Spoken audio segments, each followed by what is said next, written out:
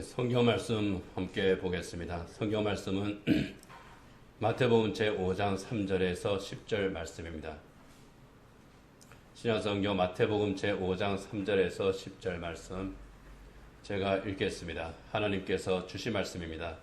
심령이 가난한 자는 복이 있나니 천국이 그들의 것이며 애통하는 자는 복이 있나니 그들이 위로를 받을 것이며 온유한 자는 복이 있나니 그들이 땅을 기업으로 받을 것이며 의에 줄이고 목마른 자는 복이 있나니 그들이 배부를 것이며 긍휼히 여기는 자는 복이 있나니 그들이 긍휼히 여김을 받을 것이며 마음이 청결한 자는 복이 있나니 그들이 하나님을 볼 것이며 화평하게 하는 자는 복이 있나니 그들이 하나님의 아들이라 일컬음을 받을 것이며 의를 위하여 박해를 받은 자는 복이 있나니 천국이 그들의 것임이라. 아멘. 우리가 팔복에 대해서 계속 함께 나누고 있습니다. 어떤 분이 이 팔복에 대해서 이렇게 비유를 했습니다. 팔복은 8가지 색으로 그려진 예수님의 초상화와 같다. 오늘은 아침 일찍부터 이렇게 뭡니까 사고든지 뭐든지 하니까 앰뷸런스가 굉장히 많이 지나가네요. 예, 참 힘든 그런 시기입니다. 근데 이 말이 참 의미가 잘 표현했다는 그런 생각이 듭니다.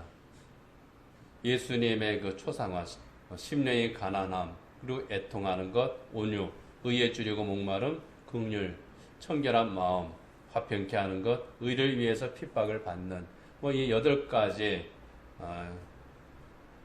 그 내용들이 바로 예수님의 성품을 가리키는 것이거든요. 그리고 이 예수님의 성품들이 서로 조화를 이루어진 것이 바로 팔복이라고 할 때에 이 팔복은 예수님의 초상화와 같다. 이 말이 참 전곡을 찌르는 잘 표현한 그런 말이라 싶습니다. 그래서 예수님을 닮은 제자는 바로 이 팔복을 소유한 사람들, 팔복에 나타난 예수님의 성품을 닮아가는 사람들이고, 그리고 우리의 삶 속에서 또 예수님의 성품이 드러나는 그런 사람들이라고 하는 겁니다. 그래서 신실하게 신앙생활을 하는 그런 사람들을 볼 때에 뭐라 그럽니까? 저 사람은 예수님 닮았어 그러잖아요. 그것은 예수님의 성품을 닮았다 그런 뜻이거든요. 그리고 그 예수님의 성품이 이 팔복에 나타나 있고, 그리고 이 팔복은 예수님의 성품이면서 동시에 천국 시민의 윤리 강령의 가장 중요한 핵심이다. 그렇게 말할 수가 있습니다. 오카노 목사님도 이 팔복은 예수님의 성품이다. 또 그렇게 말을 했죠. 주님께서는 나를 따르는 자는 내가 가지고 있는 이러한 성품들을 가져야 한다는 것을 팔복을 통해서 가르쳐주고 계신다. 이것은 거듭난 사람만이 하나님이 주시는 새 생명을 가지고 하나님의 자녀로 태어난 사람만이 닮아갈 수 있는 주님의 성품이요, 또 자기 것으로 만들 수 있는 주님의 성품이다. 거듭난 사람들이 닮아가야 할 주님의 모습이 바로 팔복이라는 겁니다. 그래서 우리가 이 팔복을 계속해서 묵상할 때에 여기에 나타난 예수님의 성품을 우리가 이제 배우고, 그리고 예수님을 날마다 조금씩 더 닮아가는 저 여러분 되기를 원합니다. 오늘은 6번째입니다. 마음이 청결한 자의 복입니다. 마음이 청결한 자는 복이 있나니 그들이 하나님을 볼 것이며, 마음이 청결하다고 하는 것은 내적인 순수함을 말합니다. 이 내적인 순수한 사람, 내 마음 안에 그 순수함을 가진 사람이 복이 있다는 거죠. 그 이유는 사람은 외모를 보지만 하나님께서는 그 중심을 보시고 복을 주시기 때문이라는 겁니다. 중심을 보시는 하나님이시기 때문에 하나님께서는 우리 겉모습, 우리의 껍데기, 이것보다 우리의 내면을 먼저 들여다보신다는 거예요. 그리고 내 마음을 보시고 그 마음에서 나오는 것을 보시는 분이 하나님이십니다. 사무엘 선지자가 이스라엘의 새 왕을 세우기 위해서 베들레헴에 있는 기스의 집을 찾아갔을 때에 하나님이 사무엘에게 뭐라 그러십니까? 키 크고 잘생기고 좀 장수감인 그런 아들이 지나갈 때에 하나님, 사무엘은 이 사람일까요? 할 때에 하나님께서는 아니다 하시면서 뭐라 그러십니까? 그의 사무엘상 10장 7절에 보면은요, 그의 용모와 키를 보지 말라. 내가 이미 그를 버렸노라. 내가 보는 것은 사람과 같지 아니하니 사람은 외모를 보거니와 나 여호와는 중심을 보느니라. 그 마음을 보신다는 거예요. 사람은 자기도 모르게 눈에 보이는 것, 이 외적인 조건을 가지고 사람을 평가하고 판단합니다. 나는 안 그래 라고 말하지만 굉장히 그 첫인상에 사람들은 영향을 많이 받습니다. 그래서 어떤 연구에 의하면은 어떤 사람에 대해서 평가할 때에 그 평가가 첫인상이 그 평가의 70% 정도 영향을 미친다 하는 겁니다. 딱 봤을 때, 이 사람 좋은 사람 같아 하면 그 좋은 이미지를 가지고 그 사람을 대하게 되고요. 이 사람 뭔가 좀 나하고는 안 맞는 것 같아 그러면은 상당한 기간 동안 껄끄러워지죠. 그러다가 이제 서로 계속 이제 만나고 함께 일하고 얽히고 설키고 함께 뒹굴면서 그러다 보면은 내가 처음 가졌던 것이 선입견이 잘못된 선입견이었구나 하는 것을 우리가 알게 되는 경우가 자주 있습니다. 그래서 오래 사귀어 보면은 그 사람의 참모습을 또 발견하게 되기도 하죠. 어쨌든 사람은 첫인상에 의해서 내 눈에 보이는 것에 의해서 그 사람을 평가하게 됩니다. 이것이 인간의 어리석임이고 인간의 한계죠. 그래서 겉으로 보이는 것에 참 많이 속습니다. 그렇지만은 하나님께서는 겉모습을 보고 속지 않으시는 거죠. 하나님께서는 이 겉모습을 보는 분이 아니라 그 내적인 본질을 보시는 분이기 때문에 우리 인간 안에 감추어져 있는 것, 드러나지 않은 것, 이것을 보시는 분이 하나님이시라는 겁니다. 그런데 그럼에도 불구하고 인간의 속성이 어떻습니까? 그 하나님을 속이려고 합니다. 사실은 그것이 죄의 속성 가운데 하나인 겁니다. 죄의 속성 가운데 하나는 하나님을 속일 수 있다. 하나님을 속여도 된다. 이것이 죄가 가지고 있는 그 속성 가운데 하나입니다. 그 오래된 영화 가운데에 그 막달레나라고 하는 독일 영화가 있습니다. 고요한 밤 거룩한 밤, 대표적인 크리스마스 캐럴이죠. 이 고요한 밤 거룩한 밤을 만든 사람들이 있습니다. 프란츠 그루버라고 하는 교사하고 요셉 모어라고 하는 신부입니다. 프란츠 그루버가 작사를 했고 요셉 모어가 작사를 했고 프란츠 그루버가 작곡을 했습니다. 이제 거기에 얽혀 있는 이야기를 배경으로 해서 만들어진 영화인데 요셉 모어 신부가 술집에 들렸다가 이제 일어난 그 일에 대해서 그런 그 장면이 하나 이제 있습니다. 술집에서 술을 마시는 사람들과 서로 대화를 합니다. 그들에게 전도하기 위해서 찾아간 거예요. 전도하기 위해서 찾아갔다가 그 술집에서 있는 사람들하고 서로 여러 가지 이야기를 합니다. 그 사람들이 굉장히 짓궂은 질문들을 많이 해요. 대답하기 어려운 그런 질문들 많이 하면서 우리처럼 막 매일 술 먹고 죄 짓는 사람들도 뭐 교회에 들어갈 수 있는 겁니까? 우리가 천국에 갈 수는 있나요? 이런 식으로 이제 질문을 했습니다. 하나님께서 그 죄를 용서해 주실까요? 뭐 이런 식으로 이제 막 공격을 합니다. 그때 요셉 모어 신부가 들키지만 마세요. 그럽니다. 그러면서 뒤에 단서를 딱 하나 붙입니다. 숨길 수만 있다면. 들키지만 마세요. 이게 제 11계명입니다. 그런데 숨길 수만 있다면. 요 뒤에 거를 사람들이 모르는 거예요. 숨길 수 없다는 거를 모르는 겁니다. 그래서 내가 죄를 지어도 안 들킬 거라고 생각합니다. 실제로 이 세상에서는 아무리 큰 죄를 지어도 들키지만 않으면 벌을 받지 않습니다. 요즘 엄청나게 많은 돈을 해먹은 그런 사람들이 그거 뭡니까? 화천대유라고 하는 참 이름도 이상한 그런 뭡니까? 어쨌든 부동산 개발하는 그런 사람들이죠. 이 사람들하고 그냥 뭐 공무원들하고 이 사람 저 사람 법조계 사람들 얽히고 설켜가지고 수천억의 돈을 이 사람들이 합법적으로 이제 해먹었습니다. 법적으로 볼 때는 합법적으로 한 것 같아요. 계약서 상으로 계약서대로 했고, 그렇지만 자기들끼리 이렇게 이제 이권을 가지고 그 법을 잘 이용해서 협잡한 거죠. 죄죠, 사실은요. 그렇게 국가를 성남 시민에게 돌아가야 될 것을 자기들이 그렇게 착복을 한 것과 같으니까 죄입니다. 하지만 그들은 나름대로 합법적인 테두리에서 했다고 주장할 것이고, 실제로 그렇게 큰 벌을 받을 것 같지는 않아요. 그리고 그들이 그 죄를 지은 것은 최근에 지은 게 아니에요. 숨겨져 있던 겁니다. 들키지 않았어요. 세상은요, 들키지 않으면 아무리 큰 죄를 지어도 죄가 아닙니다. 벌을 받을 수가 없어요. 공소시효가 지나면은 그 죄가 드러나도 벌을 줄 수가 없습니다. 그래서 죄를 짓습니다.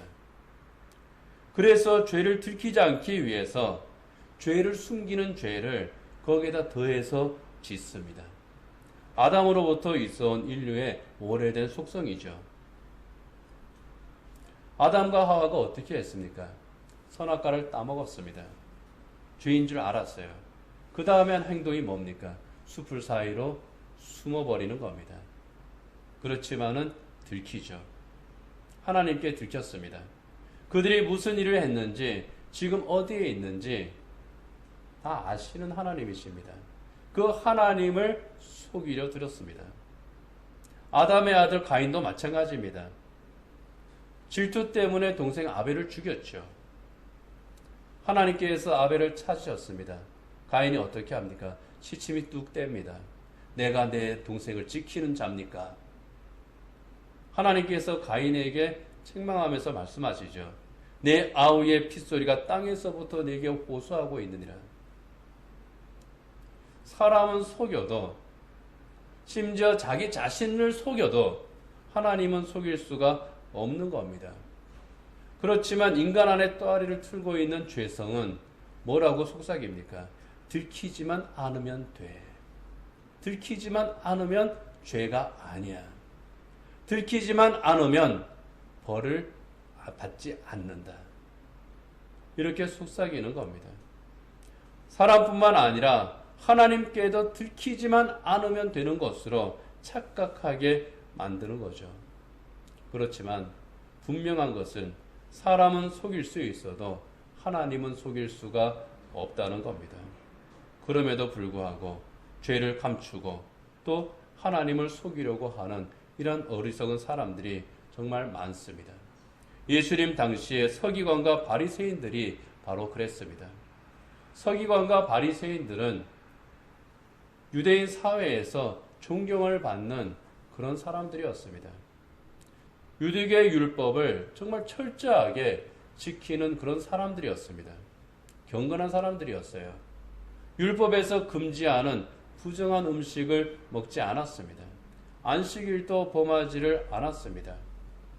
여러 가지 규례들을 잘 지켰습니다. 율법을 암송을 했고 또 하나님 앞에 늘 기도했고 세리와 바리새인의 기도처럼 일주일에 한 번씩 하나님 앞에 금식도 하고 참 경건한 사람들이었습니다. 날마다 손도 깨끗이 씻었습니다. 부정한 것을 만지지를 않았습니다. 경건하고 깨끗한 사람들, 그들이 바로 바리새인들과 서기관이었습니다. 그러나 주님은 그들을 향해서 뭐라고 말씀하셨습니까? 너희가 겉으로는 사람에게 옳게 보이지만 너희 안에는 외식과 불법이 가득하다. 무섭게 책망을 하셨습니다. 마태복음 23장 25절에 27절에 보면은 화 있을지인저 너희에게 화가 있도다. 외식하는 서기관들과 바리새인들이여 잔과 대접의 겉은 깨끗이 하되 그 안에는 탐욕과 방탕으로 가득하게 하는도다. 눈먼 바리새인들이여 너는 먼저 안을 깨끗하게 하라. 그리하면 겉도 깨끗하리라. 화 있을진저 외식하는 서기관들과 바리새인들이여 회칠한 무덤 같으니 겉으로는 아름답게 보이나 그 안에는 죽은 사람의 뼈와 모든 더러운 것이 가득하도다. 겉모습이 경건하면 그 속도 경건해야 되는 거죠. 그렇지만 바리새인들은 어땠습니까? 그러지 못했습니다. 예수님이 지적하시는 것처럼 그릇의 표면은 깨끗하지만 속은 더러운, 정말 겉으로만 경건했던 사람들이 그들이었습니다. 사람들이 보는 앞에서는 정말 경건하고 거룩하고 깨끗했지만 그 마음속에는 탐욕이 있었고 거짓이 있었고 늘 죄악의 유혹 앞에 직면해 있었습니다. 그 안에 있는 탐욕, 사람들이 보이지 않는 곳에서 그 안에 있는 탐욕을 채웠고 또 악행을 저질렀던 사람들이 그들이었습니다. 예수님께서는 그들의 실체를 너희는 썩은 시체와 뼈가 가득 들어있는 회칠한 무덤과 같다. 이렇게 무섭게 책망을 하셨습니다. 바리새인과 서기관들, 사람들의 눈은 속일 수 있었을지 몰라도 그렇게 위장할 수 있을지 몰라도 우리 주님의 눈은 속일 수가 없다는 거죠. 그래서 예수님께서는 겉으로만 경건하고 겉으로만 깨끗한 그들을 향해서 너희 내면을 들여다보고 너희 안을 먼저 깨끗하게 하라고 예수님께서 책망을 하신 겁니다. 여러분, 외적인 경건과 청결 중요합니다. 경건한 삶을 우리는 살아야 됩니다. 이 세상에 대해서 참으로 우리는 거룩한 모습을 보여야 됩니다. 그렇지만 우리가 분명하게 알아야 될 것은 하나님께서는 그 외적인 경건과 외적인 청결만을 보시는 분이 아니라는 겁니다. 겉으로 드러나는 모습에 세상 사람들은 속을 수 있습니다. 그러나 하나님께서는 속지 않으시기 때문에 하나님께서는 너희 겉모습이 그렇게 거룩해? 그러면 너희 안도 같이 거룩해야 한다고 말씀을 하시는 겁니다. 하나님께서는 외적인 경건, 이것을 절대로 무시하지 않으시고 우리가 또 외적인 경건을 유지하는 것 매우 중요하지만 하나님께서 먼저 보시는 것은 내적인 참된 경건입니다. 우리 마음의 청결함입니다. 내적인 경건함이 없는 그런 외적인 경건은 하나님께서는 그것은 거짓 경건이라고 말씀하시는 겁니다. 내적인 청결함이 없는 외적인 청결함은 거짓 청결함이라고 하나님께서는 외면을 하시는 겁니다. 분명한 것은 내적인 경건과 내적인 청결함, 바로 그 위에 외적인 경건과 청결함이 있어야 된다는 겁니다. 같이 가는 거예요. 그래서 예수님께서 너의 안을 먼저 깨끗이 하라고 말씀을 하신 겁니다. 그 맥락에서 마음이 청결한 사람이 복이 있다고 우리 주님 말씀을 하십니다. 마음이 청결하다고 하는 것, 우리가 이제 한 두 가지만 생각할 건데요. 마음이 청결하다는 것은 그 첫 번째로 이 마음에 악한 것을 품지 않는 것을 말합니다. 나쁜 생각이 내 안에 머무르지 않게 하는 거예요. 악한 유혹에 밀려올 때에 그 유혹을 물리치는 겁니다. 유혹을 안 받는 사람은 없습니다. 누구나 유혹을 받아요. 악한 생각이 들어오지 않는 사람은 없습니다. 이것이 들어올 때가 있습니다. 분노가 들어오지 않는 사람은 없어요. 그러나 그 분노를 다스리고 이기는 거죠. 새가 머리 위에 둥지를 틀지 말라고 하는 그런 격언이 있습니다. 새가 휙 지나가다 내 머리 위를 지나갑니다. 그러다가 이제 내 머리에 잠깐 앉습니다. 그때 이제 해야 될 일이 뭡니까? 새가 머리 위에 앉을 수는 있어도 새가 거기에 둥지를 틀고 살게 하지는 말아야 하는 겁니다. 쫓아야 되는 거예요. 그렇게 함으로써 죄를 이기는 겁니다. 이 죄악이라고 하는 것이 내 마음에 둥지를 틀지 못하게 하는 것. 이것이 마음을 청결하게 하는 겁니다. 그런데 이렇게 마음의 청결을 유지하는 것, 사실 스스로의 힘으로는 어렵습니다. 인간의 어떠한 수양으로서 이것을 하기는 참 어렵습니다. 인간 안에 있는 이 죄성 때문에 인간이 이것을 스스로 해결해 나가기에는 너무나도 힘이 드는 겁니다. 무엇보다도 순간적으로 무너지기 쉬운 것이 인간이기 때문입니다. 100번을 참고도 그 다음 101번째 무너지는 것이 인간이거든요. 그래서 지혜로운 그리스도인은 자신의 약함을 겸손하게 인정합니다. 이 죄악이라는 놈과 이 유혹이라는 것과 내가 1대1로 날마다 싸우기에는 내 힘이 너무나도 모자라고 그러기에는 내가 너무나도 지친다고 하는 것을 잘 압니다. 그래서 하나님 앞에 내 약함을 겸손하게 인정합니다. 언제든지 사탄이 나를 밀가루 듯이 흔들 수 있다는 것을 알고 하나님 앞에 겸손하게 엎드리는 거예요. 하나님의 능력으로 내 마음을 지켜주시고 그 청결케 해주시기를 간구하는 겁니다. 시편 50편 10절에 보면은 이렇게 기도합니다. 하나님이여 내 속에 정한 마음을 창조하시고 내 안에 정직한 영을 새롭게 하소서. 내 속에 정한 마음을 창조하시고 정직한 영을 새롭게 해주십시오. 내 약함을 고백하는 거죠. 그렇게 하나님 앞에 내 약함을 고백하며 정한 마음을 창조해 주시기를 간구할 때에 성령께서 내 마음을 깨끗하게 하십니다. 내 영을 새롭게 하시는 그 은총을 베풀어 주시는 겁니다. 악한 영은 나의 약한 부분을 파고듭니다. 우리는 모두 약한 부분을 하나씩 가지고 있죠. 어떤 사람은 쉽게 흥분하는 그러한 체질입니다. 그럴 때에는 마귀가 언제든지 그 사람을 흥분시켜요. 어떤 사람은 욕심이 많습니다. 마귀는 언제든지 그 욕심을 이용을 합니다. 어떤 사람은 성공에 대한 욕망이 굉장히 강합니다. 그러면 이 성공에 대해서 무슨 짓을 해서라도 성공할 수 있는 그런 길을 이렇게 찾을 수 있도록 또 마귀가 유혹을 합니다. 폭력적인 사람은 폭력을 행사하는 그러한 또 기회를 마귀가 또 만들어줍니다. 그런 거예요. 우리 인간의 약함입니다. 어떤 사람은 굉장히 포르노에 약하고요. 어떤 사람은 술에 약하고요. 어떤 사람은 도박에 약하고요. 어떤 사람은 염려에 약합니다. 어떤 사람은 또 의심에 약합니다. 이러한 각자가 가지고 있는 그런 약한 부분, 그 부분을 마귀는 늘 공략을 하는 겁니다. 그것을 파고드는 거예요.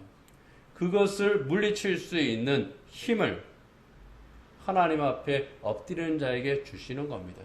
그리고 마귀의 올무를 분별할 수 있는 그런 지혜를 또 하나님께서 우리에게 주시는 겁니다.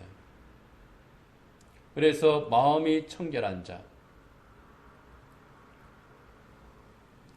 내 안에 악한 것이 자리 잡지 못하도록 스스로 노력할 뿐만 아니라 내가 이것을 다스리고 이기기에는 부족함이 많습니다. 하나님, 저를 도와주시고 내 안에 정직한 영을 새롭게, 내 마음을 새롭게 하시고 내 마음에 정한 마음을 창조하시고 내 안에 정직한 영을 새롭게 주십시오.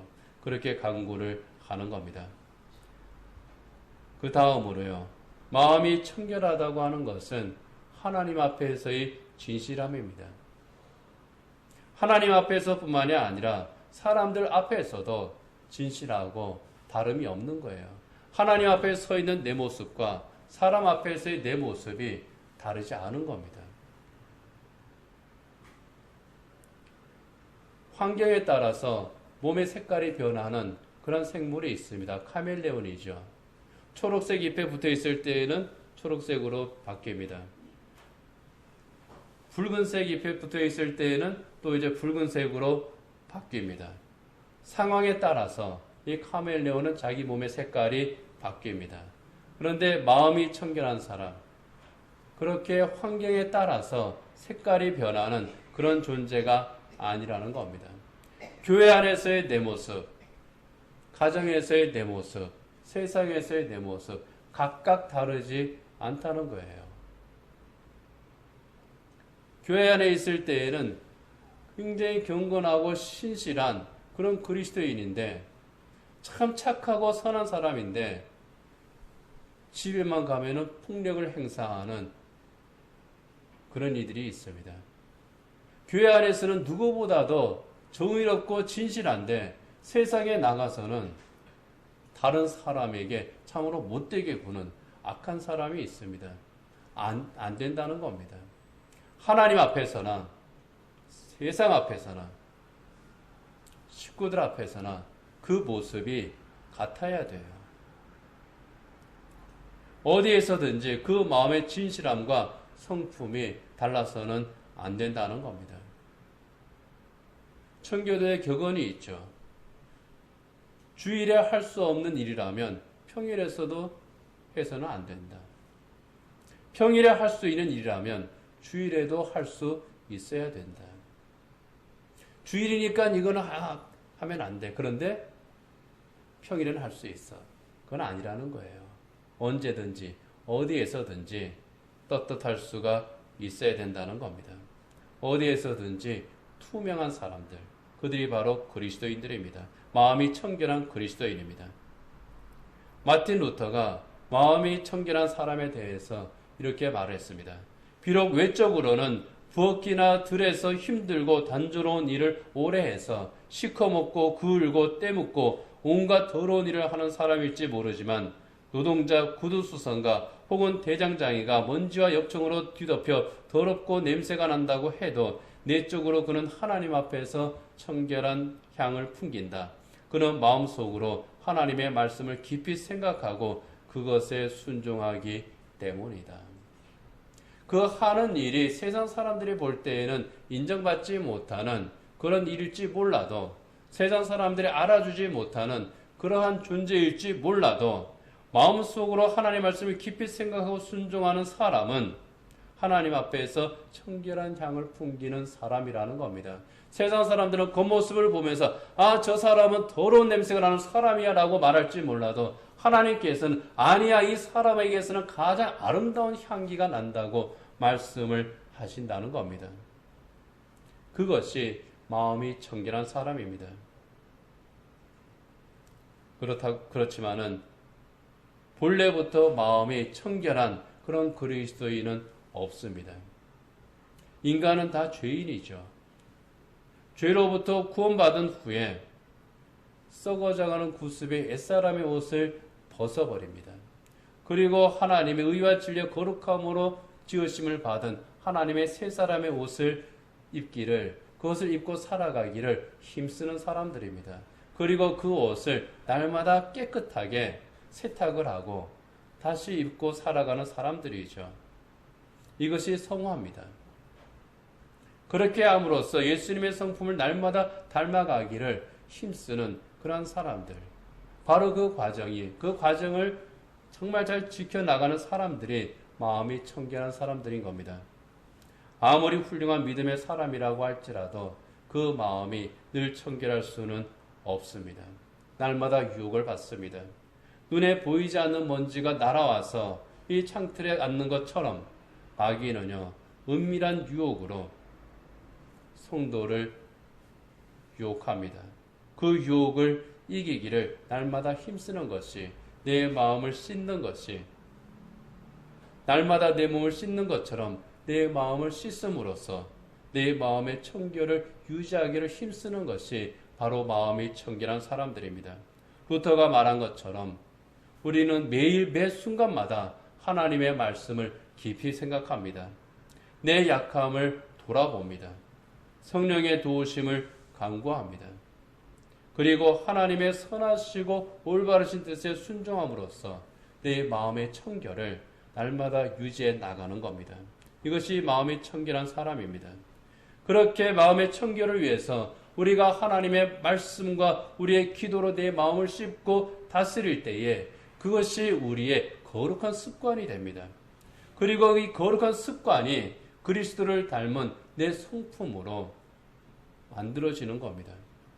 이렇게 마음이 청결한 자, 이렇게 마음의 청결함을 위해서 힘을 쓰는 그리스도인이 하나님을 볼 것이라고 우리 주님께서 축복을 하고 계시는 겁니다.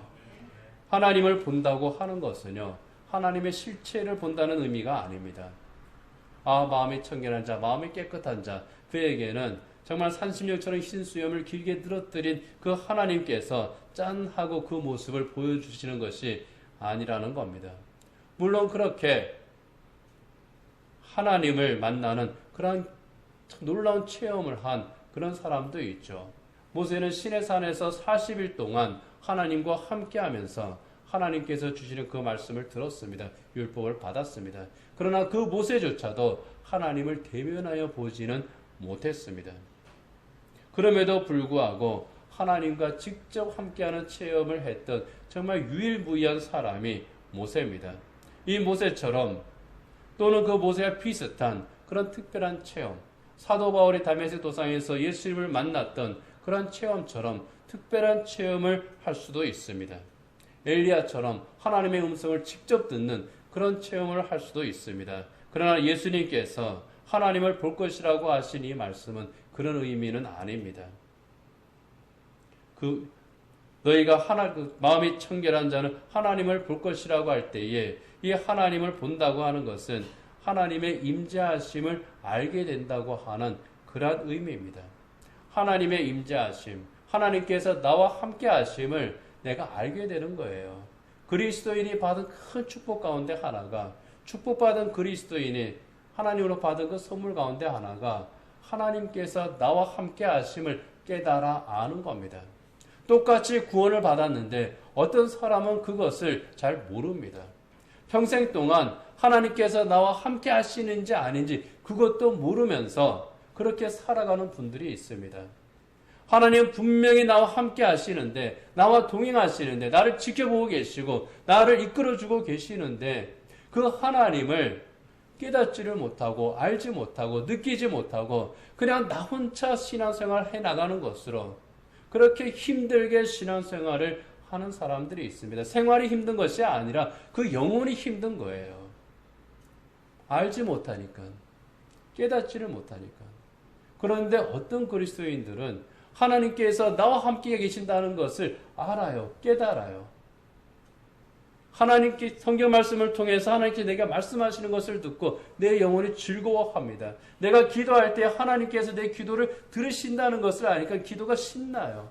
그리고 내가 기도하는데 처음에 내가 네 입을 열어서 기도했는데 이 기도가 정말 내 지혜로 내 언어로 정말 내 생각으로 나오는 기도가 아니라 정말 성령께서 기도하게 하시는 것을 내가 아는, 그럴 때 주는 놀라운 은혜와 놀라운 기쁨이 있습니다.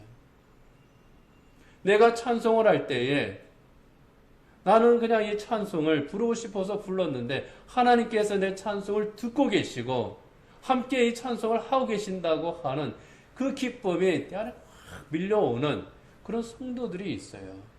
주님께서 내 기도를 들으실 뿐만 아니라 그 기도 가운데 나를 인도하시고 내 마음을 위로하시고 평안을 주시고 나를 새롭게 하심을 정말 그것을 느끼는 그런 그리스도인들이 있어요. 마음이 청결한 자가 받는 복이 바로 그런 복입니다. 이게 하나님과의 교제예요.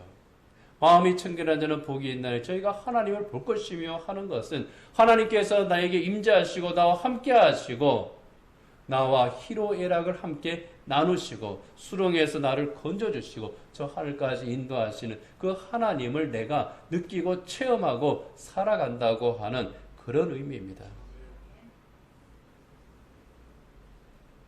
내 삶의 자리에 나와 함께 하시고 나를 인도하시는 그 하나님을 내가 경험하여 아는 복, 이것이 하나님을 보는 복입니다. 물론 궁극적으로는 우리 주님께서 영광 가운데 다시 오실 때 우리는 하나님 나라로 가죠. 그리고 그 하나님 나라에서 하나님을 온전히 보는 축복을 받습니다. 그러나 그때까지 우리는 이 세상에서 하나님께서 우리와 친히 함께 하심, 그리고 함께 하심으로써 우리가 누리는 그 은혜를, 그 기쁨, 그 감사, 그 위로, 그 격려들을 우리가 누리면서 살아가는 겁니다. 이것이 마음이 청결한 그리스도인이 받은 복입니다. 마음이 청결한 그리스도인들, 이 세상에서 우리 예수님의 마음을 품고 살아가는 그러한 사람이 분명합니다. 교회 안에서의 모습과 세상의 모습이 다른 그런 이중적인 그리스도인들이 아닙니다. 어디에서나 그리스도인으로서의 정체성을 가지고 살아가는 사람들, 하나님과 세상 앞에서 떳떳한 사람들, 부끄러움이 없이 살아가는 주님의 제자들, 이 세상에 맛을 내는 소금이 되는 사람들, 세상을 구원으로 인도하는 생명의 빛이 되는 사람들, 그들이 마음이 청결한 자들입니다. 하나님께서는 그러한 사람들에게 자기를 드러내기를 기뻐하시는 겁니다. 그런 사람들에게 하나님은 자기 자신을 보여주시면서 언제나 내가 너와 함께 있어. 내가 너를 인도한다. 그러니 아무 염려하지 마라. 그런 하나님이십니다. 그렇기 때문에 마음이 청결한 자, 세상이 아무리 그들을 힘들게 한다고 할지라도 정말 하나님 앞에서의 정직함과 순수함으로 하나님 앞과 세상에서 다름이 없이 그렇게 살아감으로써 이 세상에서 때로는 어려움이 있고 불이익을 당한다고 할지라도, 지난주에 말씀드린 것처럼 바보처럼 보인다고 할지라도, 그래서 힘들다고 할지라도 하나님께서 그들과 함께 하시고 그들에게 보상을 해 주시기 때문에, 무엇보다도 하나님께서 힘과 용기를 주시기 때문에 늘 찬송하며 믿음의 길을 걸어갈 수가 있는 겁니다. 소망 가운데에서 저 하늘나라를 향해서 갈 수가 있는 겁니다. 세상이 알 수도 없고 세상이 줄 수도 없는 놀라운 기쁨이 있는 그런 사람들이 바로 마음이 청결한 사람들이요. 이 마음이 청결한 사람들, 하나님께서 그들을 인정하시고 그들을 복되게 하시는 겁니다. 이 시대에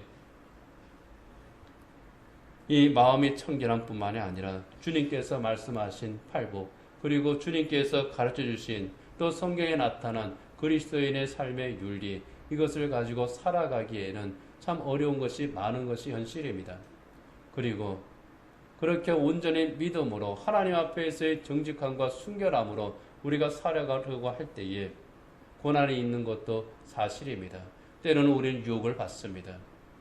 그러나 그 모든 악의 유혹이 있을 때에 하나님께서 기뻐하시는 것이 무엇인가? 하나님 앞에 선 나는 어떠한 존재여야 하는가? 하나님께서 원하시는 것은 이중적인 그리스도인이 아니라 하나님과 세상 앞에서 정직하며 순결하며 당당한, 참으로 떳떳한 그리스도인이라고 하는 것을 우리가 늘 생각하고, 그러한 그리스도인들, 하나님께서 함께하기를 기뻐하시고 동행하시고 늘 하나님과 더불어 교제하는 즐거움을 주시는 그런 복을 누릴 수 있음을 우리가 믿고, 마음이 청결한 자의 복을 받은 참된 그리스도인들이 되시기를 원합니다. 기도하겠습니다.